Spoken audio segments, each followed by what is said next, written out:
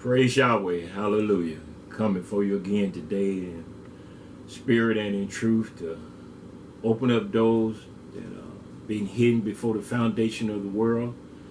And a lot of people don't have ears to hear what the Spirit is saying because they want to hear what the church is saying through tradition. And tradition of man make the word of Yahweh non-effect. But what we're going to take place here today is first, when I left the last time, I said something. I want to correct that in my mind, because I know that the two chapter and verse didn't go together. And I have so many verses and chapter that Yahweh has written in the scroll inside of me to bring out that I error in saying something that was not the chapter. And that was in when I would bless Yahweh at all times. His praise shall continue to be in my mouth, the fruit of his lip, giving thanks to my name. That was in Tehillim, the book of Psalm 34, chapter, verse 1. But I said I would take heed to my ways, that I sin not with my tongue. I keep my mouth with a bridle while the wicked is before me, was in Tehillim, chapter 39, verse 1. When Dawid was talking about how he would take heed to his ways. I said Psalm 34, and it was not. It was 39. So I want to correct that in the spirit of truth and righteousness on behalf of me ministering to the people. Freely I have received and freely I give it. And if Yahweh correct me on something I say, I will bring back and say it in spirit and in truth.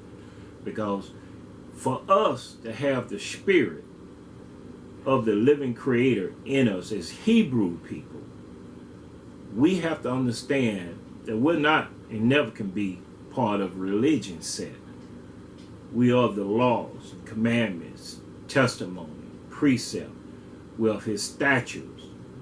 We are the mercy, the covering of our Creator. And with Yahweh blessing us through Yeshua HaMashiach and through the Ruach Hadash, the Holy Spirit, to come forth into our life, and as ministers, we have to always prove ourselves worthy and acceptable in all things. That means our hand has to be clean and our conscience has to be pure for the Ruach Hadash to use us in spirit and in truth. Because this is the time that many deceivers is in the world. This is the time that damnable doctrine of demons, is in almost every church building. Because they stay in the tradition, in the set of each one another on every block. You just keep going, you'll find churches everywhere. But none of them can come together in one accord and preach the same thing, be of the same mind, of the same spirit. But they can tell you stories about all the chapter. Yahweh has blessed me to expose the hidden things of this world. And I want to expose the cross. The symbol of a cross that they said Yeshua hung on. And that lie has been manifest through the Catholic Church, through a lot of other books before 1611 King James Version, Revised Standard, was revived, rewritten, and put into public. Because there was another book that King James authorized to be put out. It was called the Book of Wicked, the Wicked Book. And most people don't know about that it was published in 1631. And it was called the Wicked Book. And you can look it up and find it. But I'm going to talk about that in part 2. I'll come back, if Yahweh willing, tomorrow and bring out some more concerning what I just said. Because all this tie into what is taking place today, what is taking place that most people back in the 13th century had no knowledge, no education. The poor had no understanding. Everything that was written came through the baron, the lords, the noblemen, these men of authority that had land and money and controlling the bank monetary system. We're going to start today right here dealing with the cross. Because most people think that the New Testament is beginning right here where Yeshua said. But we're going to prove that is not so. And we got to deal with the cross as the symbol is in every church, a cross. But none of them can do anything but teach the same damnable doctrine. Apostate. And what they teach bring people into destruction within themselves. Damage in life. Because Satan wounded them, hurt them through the adultery, fornication. No one getting perfected and should be perfected without blemish, spot, or wrinkle in their life. Oh, well, you're talking about being perfect. I'm talking about being complete in him.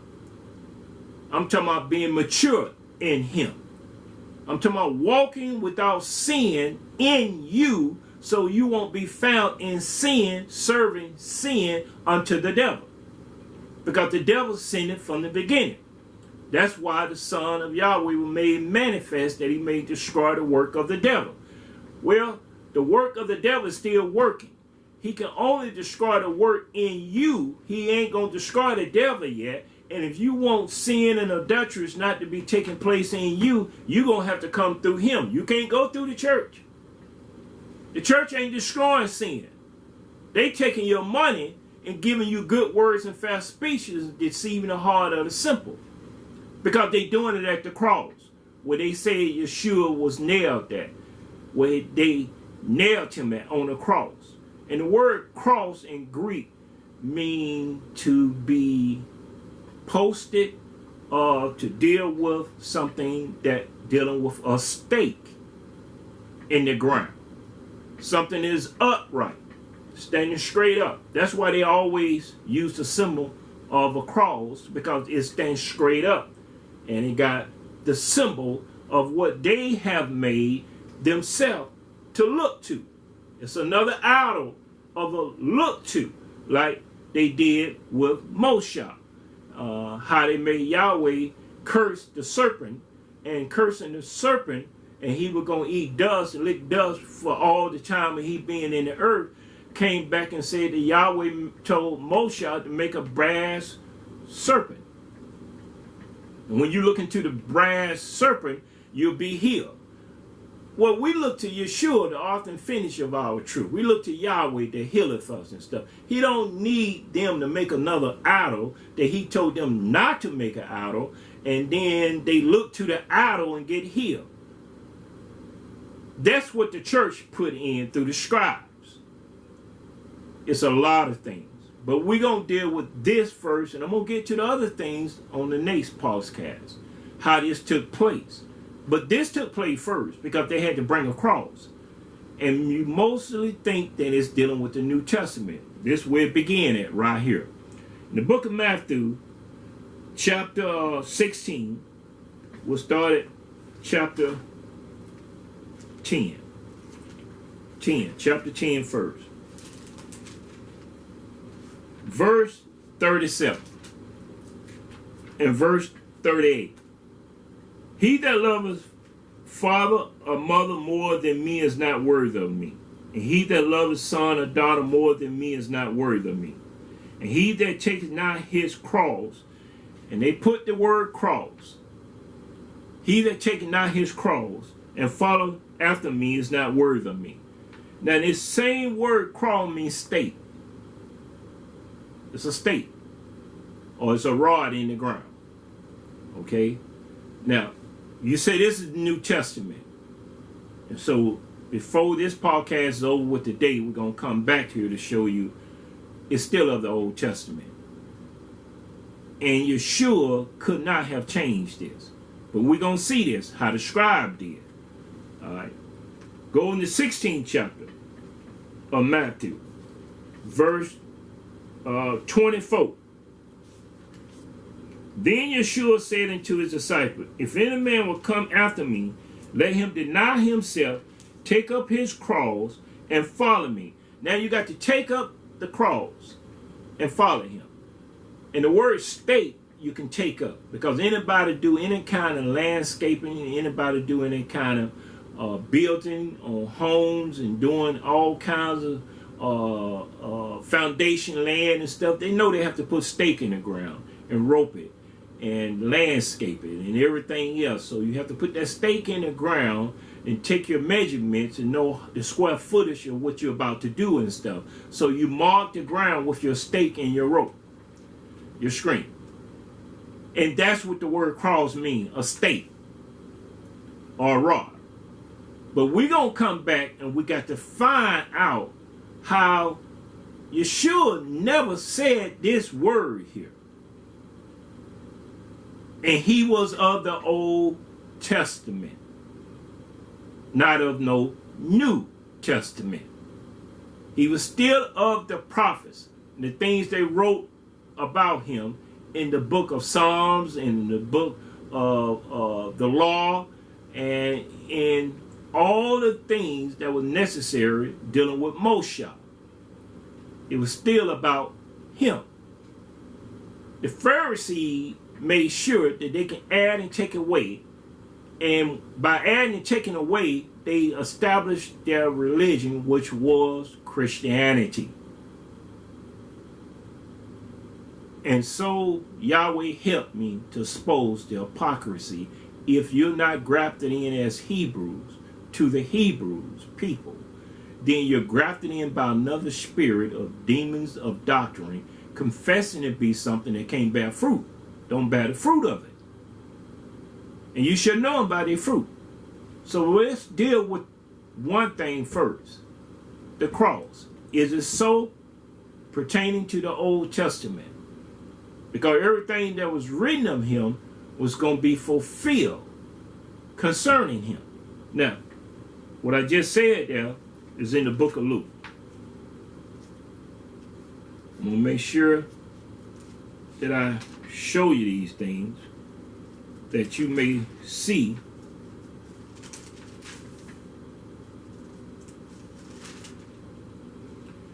Luke 24th chapter, verse 44.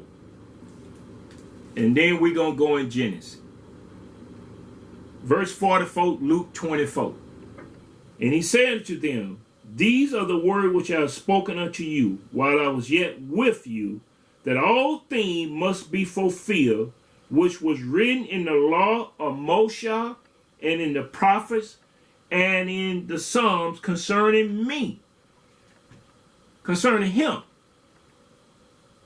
And the church made it concerning them because they put the word cross in there and took out what was exercising concerning him, how he had to die. And they put it in a way that they made an image of a cross and an idol that you worship, and they put a man on it, and that man was not Yeshua. But let's start it right now.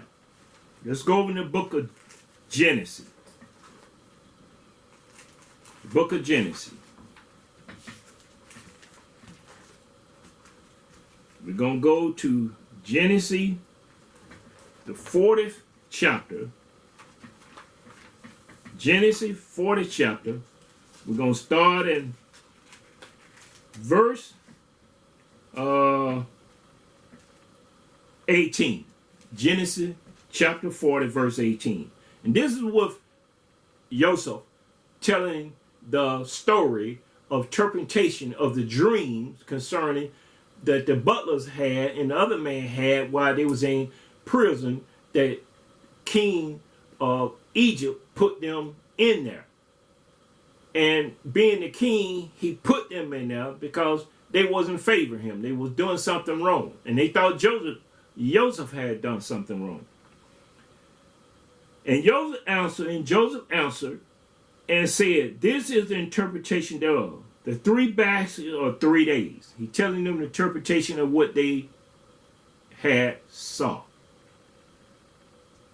Yet within 3 days shall Pharaoh lift up the head from off you. Gonna lift up your head off of you. And shall hang you on a tree. This way it began, being hanging on a tree. And Joseph was a Hebrew. Wasn't no Jew. He was a Hebrew. And that same language that on the road to Damascus, Paul heard the voice speaking to him in Hebrew language. He understood because he was a Hebrew of the Hebrews of the tribe of Abraham, of the stock of Abraham, of the tribe of Benjamin. But the Pharisee had deceived him, and he was using him for his zeal, for his blameless in the law. Because he was ignorant, void of understanding concerning Yeshua. This is where it takes place now. And this took place right here. And shall hang you on a tree, and the birds shall eat your flesh from off of you. And as Joseph was telling him this, it came back here, you read here, and you'll see, and it came to pass the third day was Pharaoh's birthday, that he made a feast unto all his servants. And he lifted up the head of the chief butler and of the chief baker among his servants, lifting them up. And he restored the chief butler unto his butlership again. And he gave the cup into Pharaoh's hand. And he gave the cup into Pharaoh's hand because he'd been restored to his former service. Helping Pharaoh, serving Pharaoh. But he hung the chief baker, as Joseph had interpreted to them.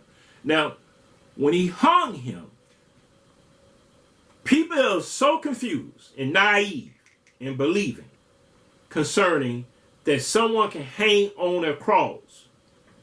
And when the scriptures going to point out, this was the will of a cursed person. A cursed person hung on a tree. And the tree had limbs that stuck out. And most of the limbs that stuck out back then, as they do today, and they did back in the time of the early 18th, 19th century with the Western and the West Coast and stuff, with cattle thieves and horse thieves and stuff, they hung them on a tree, put a rope around their neck, tied their hand up, and if they stole a horse, they would put them on a horse and let the horse kick out up on them, and they dangling there on a tree with a rope around them. They're being hung. Hung. This was the way that they did those thieves because it was a cursed thing to be hung on a tree. Now the clansmen did the same thing to the slaves that were brought here. Because I'm going to get into history dealing with the scripture concerning how the Roman Catholic Church was part of the Atlantic slave ship. And how they used the Bible enabled them, because the slave couldn't read and write, they had to obey their servants. And the only one who could read and write was mostly those that was barons, lords, noblemen, had stock of land and funds invested into the monetary system. And Yahweh used some of them to help the slave to get away from the brutality of the slave master, the oppressor, and selling people as stock, livestock in the marketplace. The church was part of this. They put it together. But it got to be proven. And I told you, 1 Thessalonians 5:21, prove all things. Hold fast that which is good, and abstain from all appearance of evil. And I hope you abstain from the religion set that you're in the midst of and come back to Yahweh, your making creator of heaven and earth and the universe, that you can be full of his spirit, walking in truth and righteousness, and not saying you're saved by a cross that some Jesus laid on, but you were saved by his mercy, that he sent his only begotten Son, full of mercy and truth, to wash away your sin in his love that he had for us, that tree of life that Satan couldn't get to, and he got to the tree of knowledge of good and evil. And ever since, most of the people, 99.9% of people, are living by the tree of knowledge of good and evil, because they won't come to the Yeshua that they may have life in righteousness and truth. And he will heal them, and they can be converted, and they can worship Yahweh in spirit and in truth. So let's deal with this right here now. Chapter 41. Here goes the butler talking again. Genesis chapter 41 right here. Verse 9. Then spoke the chief butler unto Pharaoh, saying, I do remember my fault this day. Going over the matter what Joseph did for them in prison. How he interpreted their dreams. And how this was a man that was able to interpret the future for them. What would take place concerning their dream. Pharaoh was wroth with his servants and put me in ward in the captain of the guard's house, both me and the chief baker. And we dreamed a dream one night, I and he. We dreamed each man according to the interpretation of his dream. And there was there with us a young man, a Hebrew. They distinguished the young man who he was, not a religious man, a Hebrew. A Hebrew that Yahweh established through the 12 tribes of Jacob as Israelites, a Hebrew. You can't be an Israelite without being a Hebrew. And you can't be a Hebrew without being an Israelite of one of the 12 tribes of Jacob.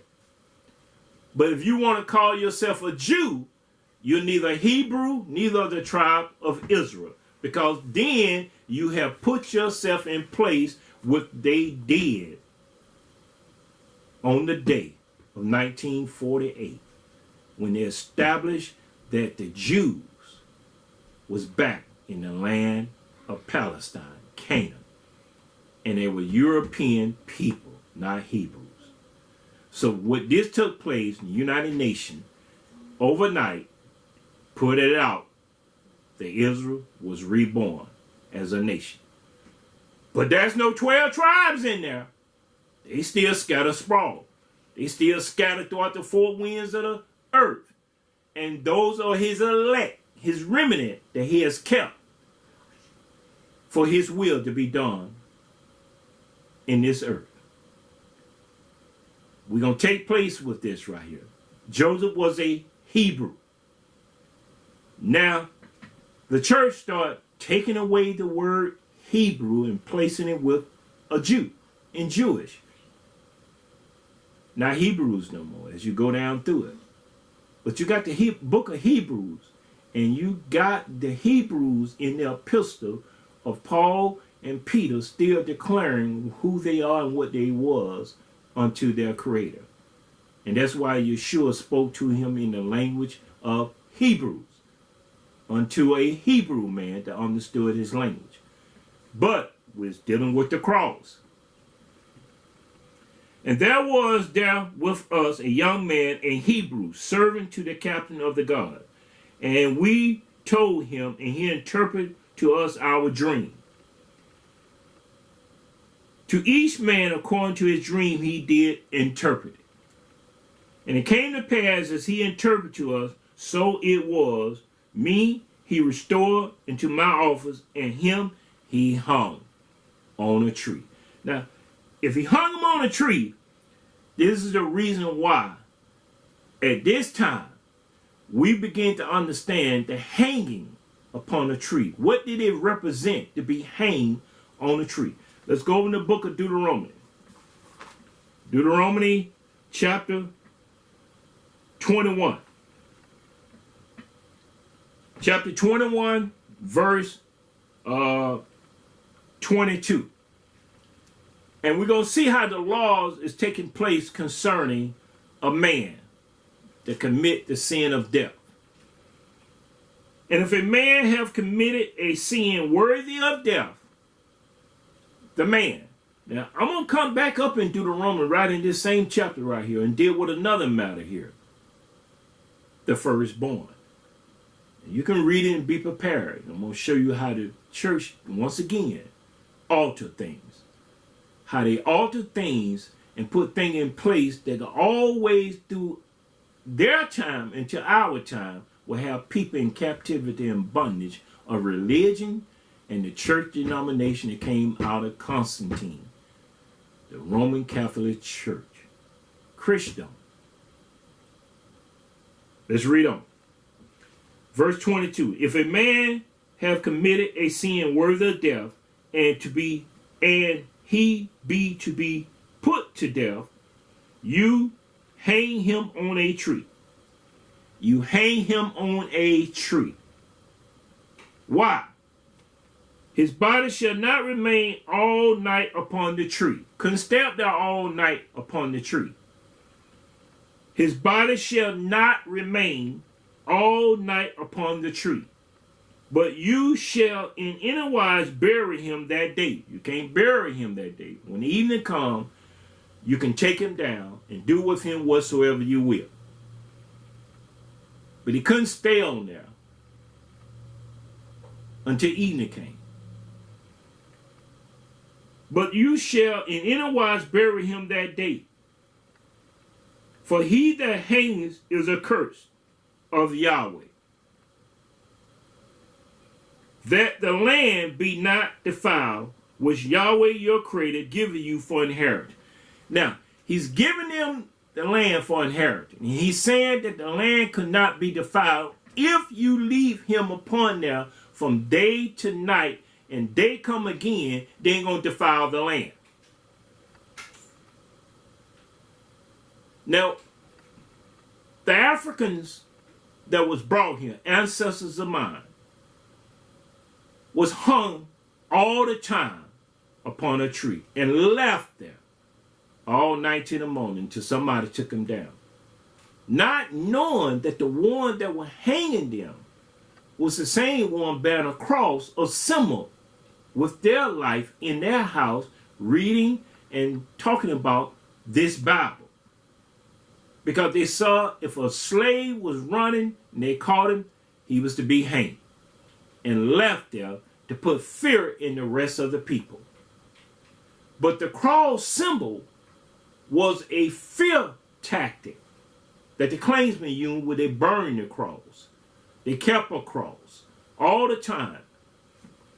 Garments had a cross on it. And you see so many people in sin and iniquity got a little cross somewhere on the earring, cross on the chest, tattoo, cross everywhere and stuff. It's a curse. No, it wasn't a curse thing. The curse thing was the one that was hanging on a tree. They used the cross as a symbol to use deceit, lies, idol worship, image of everything they can do, because it was a monetary system and it was the way that the church promoted their religion. We're going to read on, because as you see this right here, you see that his body was to be hanged on a tree. A tree and a cross are two different things. Let's go to the book of Joshua. Joshua chapter 8. And we're going to see how Joshua dealt with this right here. How this manifests in all things right here. And how these men from Genesis, right there dealing with Joseph, what Pharaoh did to the two servants that was put in prison, that the chief baker was hung on a tree, but Joseph interpreted before it happened what was going to happen to him. Being a Hebrew, how the law was going to be fulfilled through the Hebrew people. It wasn't given yet in Genesis. It was going to be fulfilled through Moshe. And Yahweh came right back and allowed this to take place, showing you that it was a cursed thing, and how you do a person that is worthy of death by hanging, what to do with them. Now, here goes Joshua right here. We'll start at verse 24. And as you read the 24, I'm going to come here to verse 29. And then I'm going to go over there in another chapter 10 of the book of Joshua. And the king of Ai they took alive and brought him to Joshua And it came to pass when Israel had made an end of slaying all the habitation of Ar in the field, in the wilderness, wherein they chased them, and when they were all fallen on the edge of the sword, until they were consumed, that all the Israelites, the Hebrews, returned unto Ar, and smote it with the edge of the sword. They all returned to this city, and all these places that they was battling. They turned back here to where they had killed these people at and stuff. All right, and they returned back to Joshua. For Joshua drew not his hand back, wherewith he stretched out his spear, until he had utterly destroyed all the inhabitants of Ar. Verse 27. Only the cattle and the spoil of that city Israel took for a prey unto themselves, according to the word of Yahweh which he commanded Joshua. And Joshua burned Ar, the town, the city, and made it in heat forever, even a desolation. Excuse me.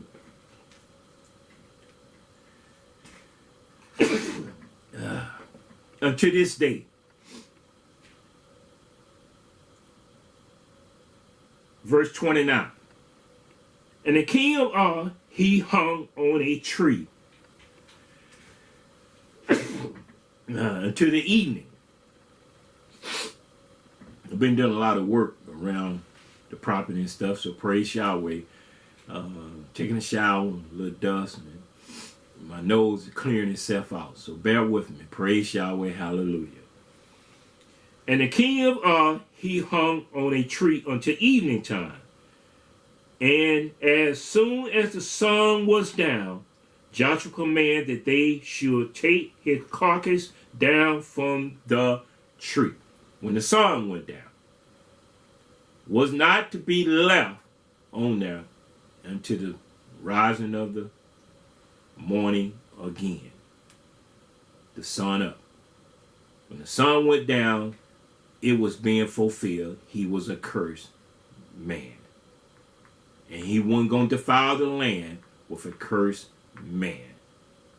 So Joshua is being fulfilled in this right here by doing exactly what he knew the law, being with the people, Hebrews and Moshe, knowing what the law said about a cursed thing, how you should perform that. And cast it at the entrance of the gate of the city, and raised thereon a great heap of stone that remain unto this day. Now he took that king and he hung him on a tree. And when evening time came, he took his body down before the sun set, that the land would not be defiled with his carcass hanging on the tree.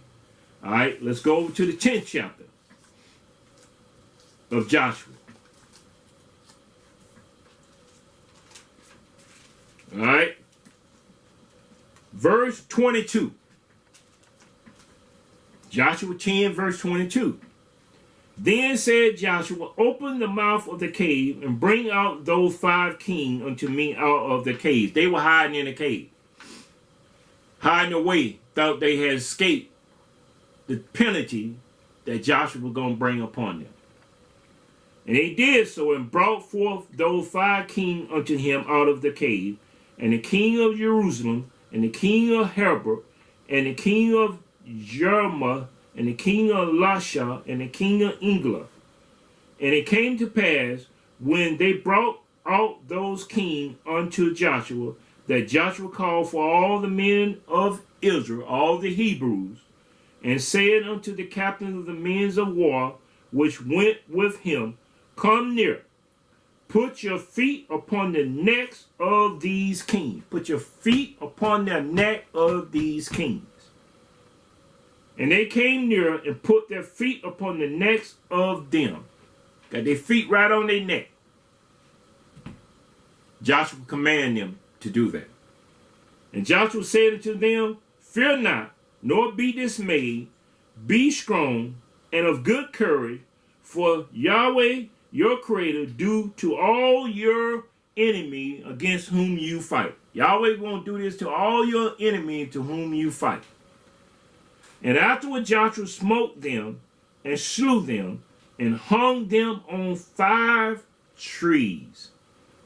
And they were hanging upon the trees until the evening.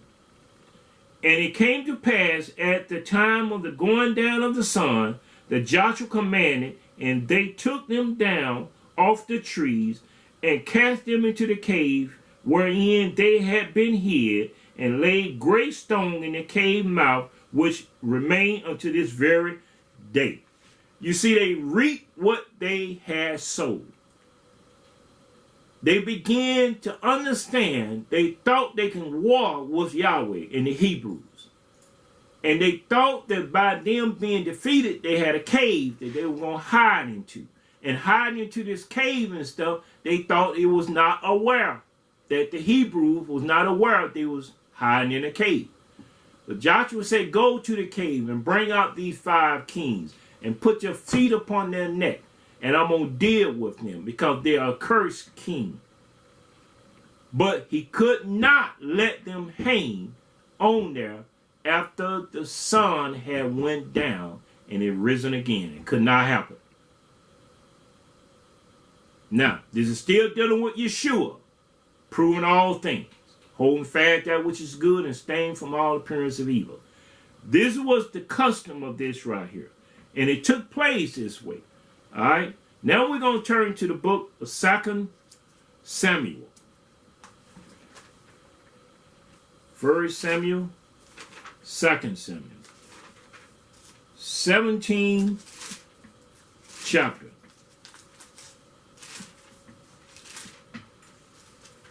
And verse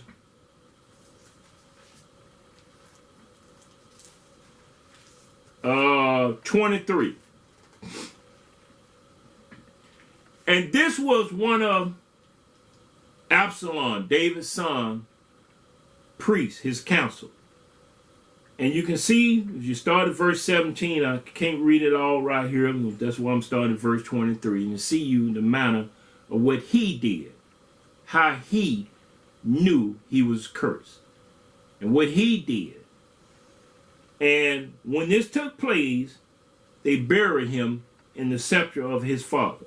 And when Ahithophel saw that his counsel was not followed, he saddled his ass and arose and gave him home and got home to his house, to his city, and put his household in order, and hung himself and died and was buried in the sepulchre of his father, because his counsel was not heeded.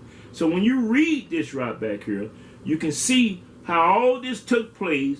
And when he saw that his counsel was not being heeded by Absalom, he was going to go and hang himself. But when you hang yourself in this matter, you're taking the life that Yahweh has not commanded or gave you to do. If your enemies do it to you, then you still have life somewhere that you're going to have to give account for the deeds that you have done in the body. But you can't give an account for the deed when you hang yourself and take the life out of you. You can't give account for that deed that you have done. You're trying to cheat your way out of sin and death. There's no cheating. So, now we go back to this right here, the 18th chapter. We're going to start at verse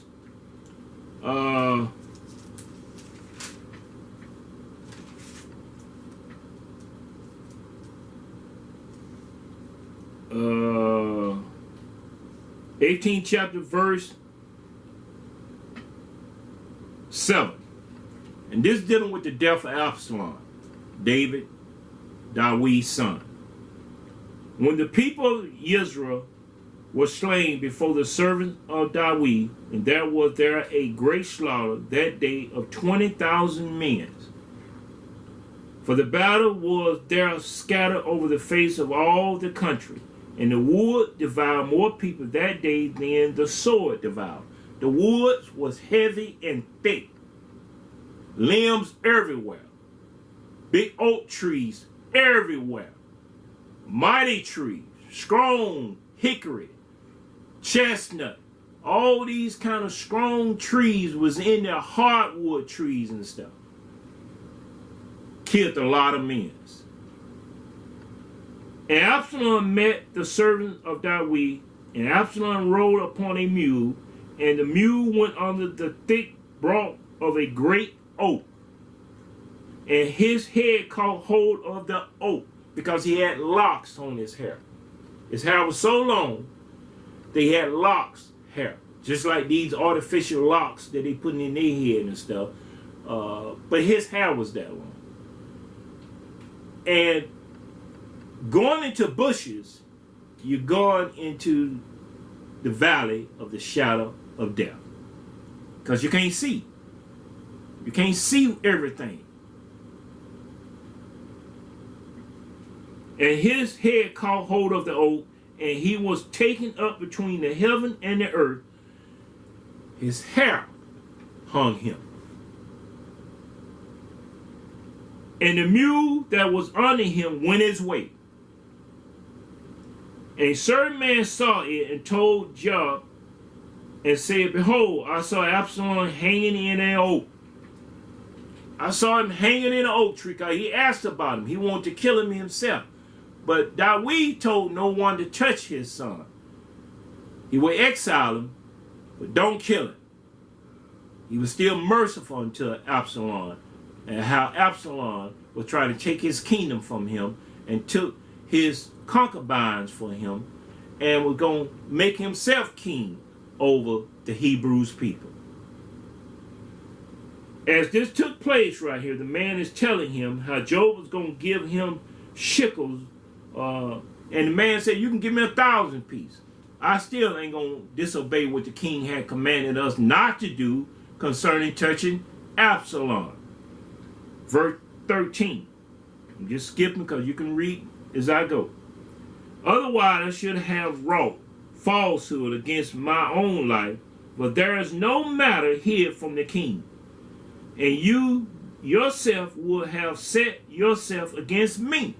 Now if I obey you, and the matter is not hid from David concerning his son, then you gonna become my enemy. You the one gonna be killing me and hanging me, whatever way that we want to do it. Then said Job, I may not tarry with you this. And he took 3 darts in his hand and thrust them through the heart of Absalom while he was yet alive in the midst of the oak. He was hanging there, dangling on a tree, breath leaving him. If somebody had took him down, he might would have spared his life. But Hago, the captain of David host, took 3 darts, spears, and took him through his heart to kill him. Because he was caught and hung on a tree. Hanging on a tree. Not that he was hung, he was caught running. And his dreadlocks, as you call them, caught him in the bushes of an oak tree and hung him as the mule kept on going. Now, as this took place right here, we saw how this will manifest. Let's go to the book of Israel. Chapter 6, Israel. Right after 2nd Chronicle. Chapter 6. This is what King Darius made a decree concerning the temple of Yahweh, how they building these things on behalf of the kingdom of the Hebrew people. Alright? And they put in here Jews. This is when you start seeing the Jews are doing these things and stuff. Alright, we're going to start at verse 11. I want you to read verse 11. Also, I made a decree. This was Darius. That whosoever shall not shall alter this word, should take away from this word, that his decree is saying for them to build on behalf of the temple. Let timber be pulled down from his house and be set up, let him be hung thereon, and let his house be made a due hill for this thing. Alright? This is what you call a gallows. They made it in the Western days, they made it throughout Europe. Big old tall gallows that they put a rope around. Some have two stands on each side with a 8x8 probably or pole right there and stuff, and they got a rope around it to hang a person on. A gallows. Esther, the book of Esther, chapter 7. Malachi and dealing with, they placing that word Jews now in the midst, not Hebrews. But we're going to stay with the Hebrews because Jews are apostate word being in place, not the Israelites. Chapter 7, and we're going to see right here, verse 6. And Esther said, the adversary and enemy is this wicked Haman. Then Haman was afraid before the king and the queen. And the king, arising from the banquet of wine in his wrath, went into the palace garden, and Haman stood up to make request for his life to Esther, begging Esther for his life. Now, the queen, for he saw that there was evil determined against him by the king. Then the king returned out of the palace garden into the place of the banquet of wine, and Haman was fallen upon the bed whereon Esther was, begging at the bed, but the king saw something different. Then said the king, will he force the queen also before me in the house? Answer that question. Is he that ruthless and not fear me that he gonna try to have her in my house at the bed, falling upon her bed? As the word went out of the king's mouth, they covered Haman's face. And here go the man bringing him the chamber, bringing him out, and look what took place right here. Verse 9. Behold also the gallop 50 cubits high, which Haman had made for Mordecai, who had spoken good for the king, standing in the house of Haman. Then the king said, hang him thereon. So they hanged Haman on the gallop that he had prepared for Mordecai. Then was the king's wrath perfected. You see, he reaped what he sowed. He made this gallop for Mordecai to hang him on it. But instead, he was hung on what he made. And they hung him by his neck.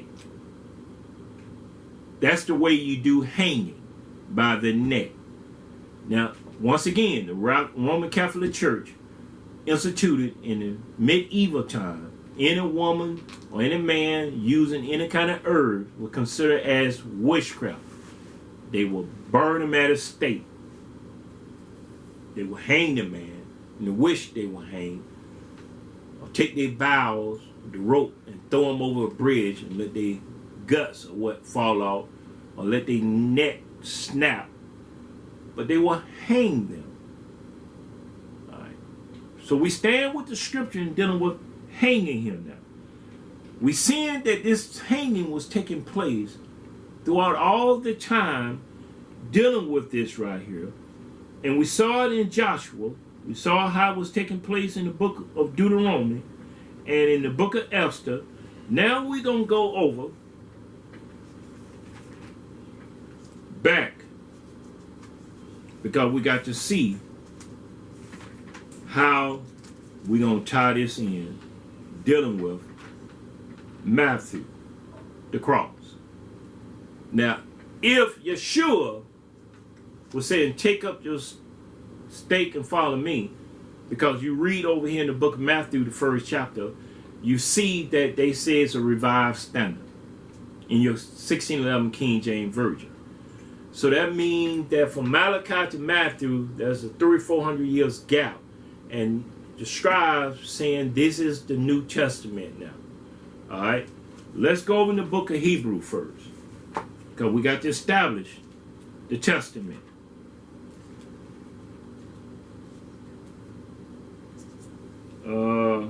Ninth chapter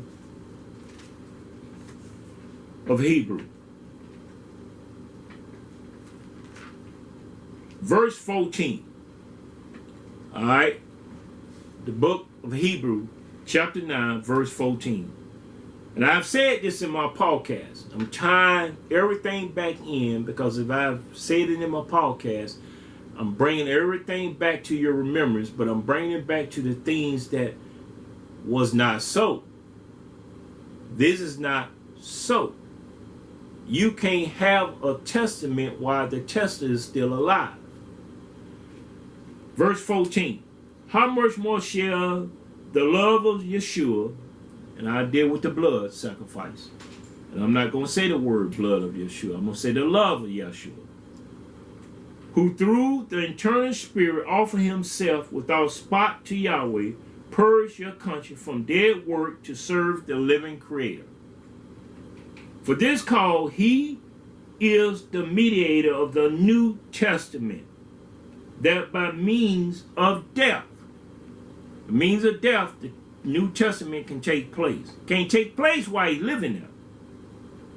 For the redemption of the transgressors that were under the first testament, that they which are called might receive the promise of eternal inheritance. Verse 16. For where a testament is, there must also of necessary be the death of the tester. So when you read Matthew and you read what I was just saying to you, when you read this right over here in 16th chapter, verse 24, then said Yeshua unto his disciples, if any man come after me, let him deny himself, take up his cross and follow me. How can this still be declared as New Testament when he did not say you can take up the cross and follow me, because he hadn't died yet? He hadn't died. So if he hadn't died, he's still pertaining to the Old Testament. There can't be no New Testament while the tester is living. Let's go back again. Chapter 9, verse 16. For where a testament is, there must also of necessary be the death of the tester. For a testament is of force after men are dead. So Matthew, Mark, Luke, and John, and Luke is telling Theophilus, if you read the first chapter of Luke, the first, second, and third verse, Luke is telling Theophilus concerning what he was not eyewitness of, but was telling him because the witness that told him was the apostles concerning what happened with Yeshua. But Yeshua was not dead. In the time of Luke, he was dead. But in the time of the New Testament, he was not dead. So there couldn't be no testament of force while he was alive. All right. For a testament is of force after men are dead. Otherwise, it is of no strength at all while the tester lives. Praise Yahweh. Hallelujah, Abba Yahweh.